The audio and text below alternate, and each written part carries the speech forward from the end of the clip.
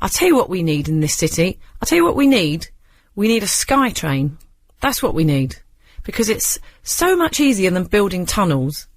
And actually, they look quite nice after a while. They've got one in Sydney. They've got one in Bangkok. They've got one in most of the cities I've been to. And they're so fantastic for seeing all the sights. You just get on the sky train at one stop. You get off at the other end. You see everything. Or you get off at each stop and go and have a little look around. We need a sky train here. Get all those horrible, disgusting buses, those awful bendy buses off the road and build a sky train. Forget about the Crossrail. Build a sky train. Right, coming up, we're going to be giving out a little bit of advice about detox retreats in Thailand. But first, here's an email from David in Dagenham. He says, we're planning to go to Tangerine Beach Hotel, about 3 hours south of Colombo in Sri Lanka. We're planning to travel in October next year. I've looked at the rainfall for this period. Seems to be the period with the most rain. The question is, does the rainfall happen as a 2-hour downpour once a day, or is it cloudy and wet all the time? Tried to look on the internet, but no luck. Well, of course, David, there are no guarantees with weather anyway. You know, it is the rainiest time of the year. But, you know, the thing is, if you're lucky, you could go and see no rain. It doesn't always work that way. However, October is the rainy season, but it starts in October. It's October to January. So you've got to remember that it normally takes, you know, a bit of time to get underway. It doesn't suddenly become October and then it just pours down non-stop. That's not the way it works. So I think you'll be okay. Most parts of the country, it does come in afternoon showers, with a bit of thunder probably, but cloudy, disturbed weather, it says here, may last for spells of 2 or 3 days. So, but you should still get 6 hours of sunshine. So that's good. That's good. I think you'll be all right.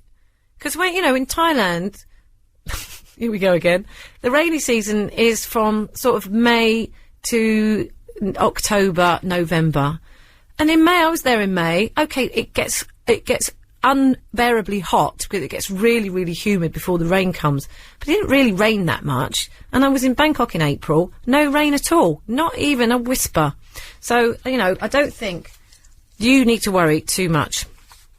Now, Jenny has sent in an email last week to say that she wanted to help her friend book a 7 to 10 day detox cleansing holiday in Thailand.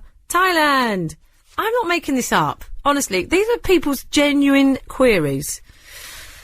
Now, she couldn't hear what I said about it last week, but that's all right, Jenny, because I didn't say anything about it, because I thought, no, I'm going to go away and investigate this, because I know quite a few people who do go to these sorts of places. Now, the thing is, there are a lot of these detox cleansing places in Thailand, but you do have to be careful. You have to make sure you go to one that not has a reputation, but isn't just going to, how should we say, shove a pipe up and put all sorts of unnecessary things, you know, you know what they do there. They do colonic irrigation and all of that, and a lot of them are not qualified, let's say. Right, so you've got to make sure that it's got, you know, a good reputation, and try and speak to some people who have actually been there. And looking at the stuff that we've actually found for you, and I know people, in fact, I've bumped into someone who had been to the one in Koh Samui. What they want is a Buddhist temple detox cleansing place. That's very, very hard to find. There is one that we found, but I don't think it's what you're really looking for, because the abbot of Tam Krabak Monastery, all right? This is a monastery. It's a Buddhist monastery, and it exists in Thailand, and it's a kind of place where people go to get off drugs, basically, to get off heroin, usually. Now, this is for people who want to get off it. The place is free. And if you look at it on the website, the first paragraph, it says, you are invited to stay at Tam Krabak. There aren't many rules, and everyone is welcome here. You're invited to join in whatever activities you are capable of or feel would be of benefit to you. We are available 24 hours a day to help educate people. Tam Krabak is like a university or marketplace of education. Whatever you want to know, you can ask. What you suspect, you can confirm. And what you know, you can share. So it's heavy on the Buddha side. Okay, so the Buddhism rules at this place, and it's free, but it is really only for people who need to get off drugs and who want to get on drugs and want to embrace Buddhism. Now, the other side of that is that there are so many other places that you can go to that aren't necessarily religious places, but they are in Thailand, and they are great places to go and completely detox and cleanse yourself for 7 and 10 days. There's a really good website. It's called www.newbodyandmind.com. It's in Koh Samui in Thailand, okay? And they offer, like, lots of different programs of detoxification, purification, and the ancient healing arts of the East with technological advancements in the West, you see. So it's got a bit of everything, and it isn't all about meditation and chanting. But they do say it does give you a complete mental, physical and spiritual rejuvenation.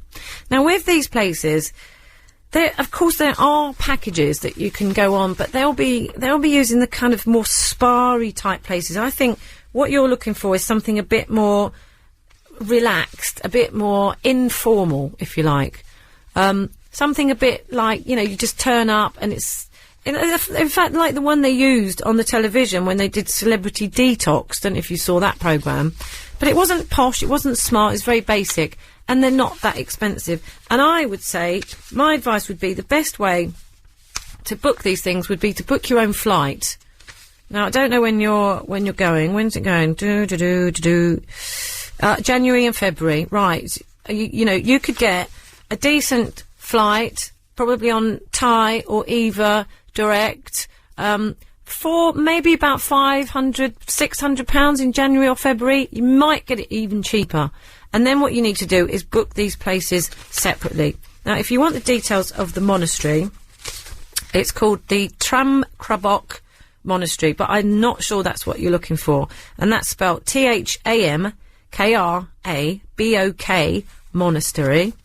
And the other place I told you about, www.newbodyandmind.com. That's in Koh Samui. Okay, so I hope that's helpful. And I'll keep that information just in case you missed it, and then I can maybe email you the details for you when I get home. Well, not today, because I'm going out to lunch, which is why I'm wearing decent clothes today. Now, lots of other queries come in the travel clinic, but as ever, we don't ever seem to have enough time, and I do need to look stuff up sometimes.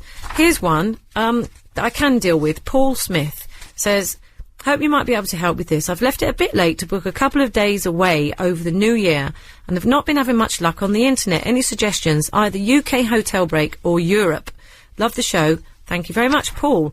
Well, I've had a look this morning, and okay, they are selling out, and there aren't as many as there were the other week when I told you about these cheap breaks. But if you go to either, I don't know if you've looked at any of these, lastminute.com, ebookers.com, or expedia.co.uk.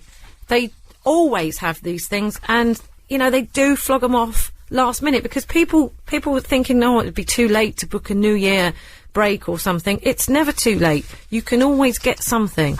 So those 3 sites are a really good place to start. If you've already looked at those, I'm sorry. But you could always have a look on EasyJet. You can always get a little flight somewhere. In the UK, they do flights to Scotland, up to the north, to places. And people don't tend to travel on New Year's Eve. So if you want to get there for New Year's Eve, people will always want to be where they're going to be. It's like travelling on Christmas Day. No one travels on Christmas Day. It's a great time to travel because it's empty. Everything is empty. So, Paul, I hope that's helpful. I'm sorry I can't be more helpful. Now, just to let you know, in case you're listening, next week I'm going to be dealing with Singapore. That's for Jill. Marion. Bad experience on the Eurostar. I'll have a look at that. And also, from Vanessa, I'll be dealing with your query next week as well. So, more travel clinic news next week, 1.